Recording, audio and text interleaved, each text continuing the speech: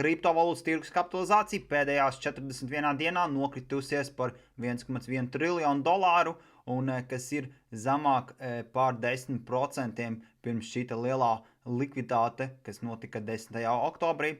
Bitcoins mums robežās 95-94 tūkstoši, CME gapu pie 92 vēl neaizvērciet, brīvdienās bija ietapojis, bet līdz galam nav aizvērciet, tāpēc potenciāli gaidām to, kad tiks aizvērciet. Tā kā ierakst komentārā, tu šobrīd esi bullish, jeb noskaņots to, ka tirgus ies augšā, vai arī tāds bearish, kad tirgus turpinās vēl krist. Baiļu un alkatības indeks šodien rāda jau 15, vakardien tas bija 9, un pēdējo reizi tik zemu nokrities bija šī gada sākumā, kas bija februāra beigas. Tā kā, ja tevi interesē kripto un meklē dombiedrus, pievienojies mums kripto numur 1. Linku atradīsi profila aprakstā.